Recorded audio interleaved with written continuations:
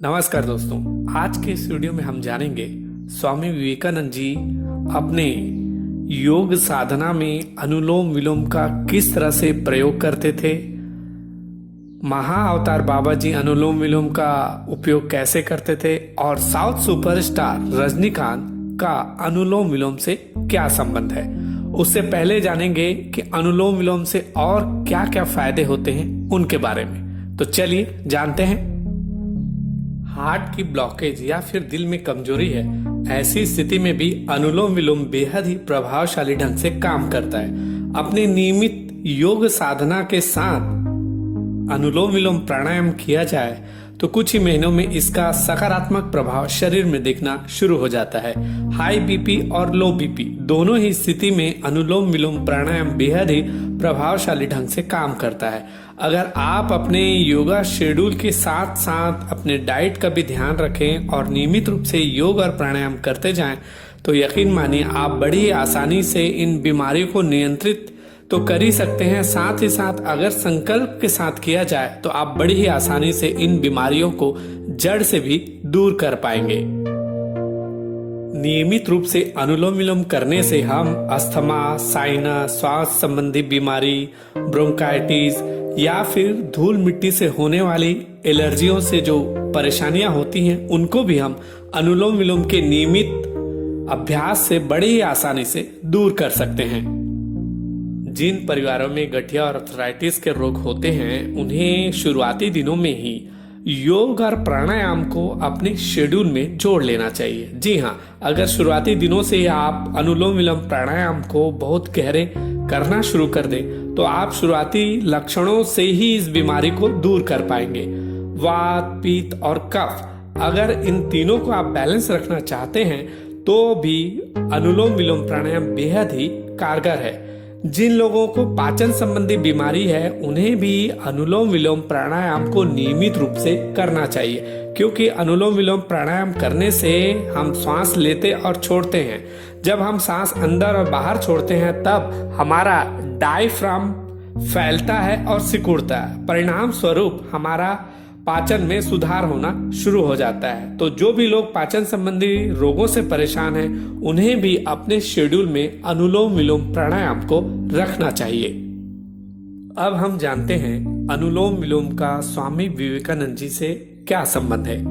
बात उन दिनों की है जब विश्व धर्म सम्मेलन के लिए स्वामी विवेकानंद जी भारत का प्रतिनिधित्व करते हुए अमेरिका गए थे। एक सुबह जब वो अपने मित्रों के साथ गार्डन में सैर कर रहे थे तभी वहां पर बच्चे बंदूक से निशाना लगाने का खेल खेल रहे थे। तभी वहीं पर एक बच्चा दौड़ते हुए एक बंदूक लाकर स्वामी विवेकानंद जी के हाथों में देते हुए उन्हें निशाना साधने के लिए कहते हैं और स्वामी विवेकानंद जी बिना देरी किए बड़े ही आसानी से अचूक निशाना साधने में सफल रहे। इस पूरी प्रक्रिया को वहां के आसपास के लोग देख रहे थे जो बड़े चकित हुए। बाद में वो आकर उनसे कहने लगे कि आपने एक बार में ही यह अचूक निशाना कैसे साधा। इस पर उन्होंने कहा कि अगर आप प्राणायाम करें तो आप कुछ ही दिनों में आप अपने मेमोरी पावर के साथ साथ अपने कंसंट्रेशन और फोकस को बड़े ही आसानी से बढ़ा सकते हैं। जी हाँ, अगर आप भी अपने बच्चों को या विद्यार्थियों को फोकस या शार्प करना चाहते हैं तो उन्हें भी नियमित रूप से अनुलोम विलोम प्राणायाम को करने के लिए कहें।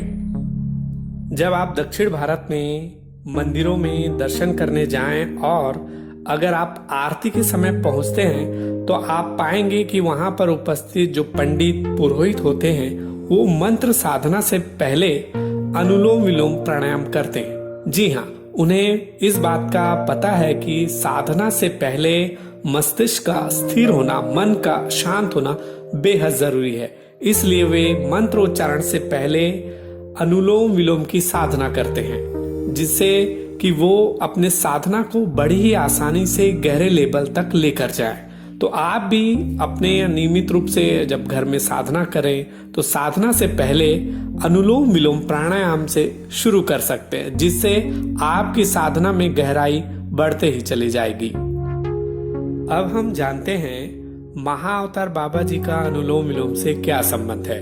वैसे तो महाअवतार बाबा जी के बारे में कहा जाता है वो एक हिमालय के योगी हैं, रहस्यदर्शी हैं और अभी भी वो किसी न किसी रूप में जीवित हैं और योगियों का वो मार्गदर्शन कर रहे हैं। महाअवतार बाबा जी ने जिस ध्यान साधना की नींव रखी उसका नाम है क्रिया योग। जी हाँ, क्रिया योग में मुख्यतः अनुलोम विलोम प्राणायाम को ही लंबे समय तक किया जाता है और जिससे साधक बड़े ही आसानी से ध्यान साधना में पारंगत हो जाते हैं। और अगर आप भी क्रिया योग के बारे में जानना चाहते हैं तो क्रिया योगियों से जुड़कर इस अनुलोम विलोम साधना का उपयोग करके आप भी बड़े आसानी से योग के गहरे रहस्यों को जान सकते हैं। अब हम जानते हैं कि अनुलोम विलोम कैसे करें। तो सबसे पहले किसी भी सुखासन में बैठ जाएं। सुखासन अर्थात ऐसा आसन जिसमें आप लंबे समय तक बैठ सकते हैं और अगर आप सीनियर सिटीजन हैं तो आप चेयर का भी उपयोग कर सकते हैं या फिर दीवार की तरफ अपने पीठ को रखते हुए भी बैठ सकते हैं। इसमें मुख्यतः इस बात का ध्यान रखना होता है कि आपकी जो रीढ़ की हड्डी है वो 90 डिग्री के एंगल पर सीधा हो, जिससे कि श्वसन प्रक्रिया के दौरान शरीर के अंदर जब ऑक्सीजन की मात्रा बढ़ती जाए तो बॉडी के अंदर जो केमिकल चेंजेस हैं वो प्रभावी ढंग से पूरे शरीर में होना शुरू हो जाए। पूरे शरीर को महसूस करें। महसूस करते हुए धीरे धीरे पैर से लेकर ऊपर की तरफ छाती, फिर गला, फिर चेहरे पर आकर अपना पूरा ध्यान धीरे से सांसों पर लेकर आएं और देखें कि आपकी कौन सी नासिका है वो ज्यादा चल रही है। अगर आपकी दाहिनी नासिका ज्यादा चल रही है तो बाईं नासिका को बंद कर दाहिनी नासिका से सांस भरें, फिर दाहिनी नासिका को बंद करके बाईं नासिका से सांस छोड़ते जाएं। उसके बाद पुनः इस प्रक्रिया को दोहराते जाएं।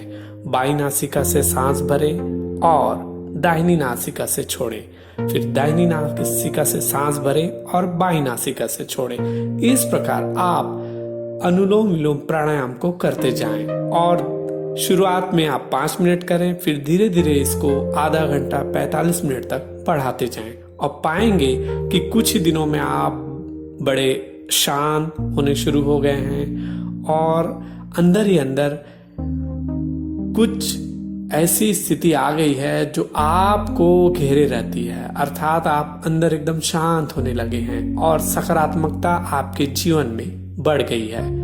जी हाँ, अगर आप नियमित रूप से अनुलोम विलोम करते जाएंगे तो आप पाएंगे कि आपका पूरा व्यक्तित्व ही बदल गया है।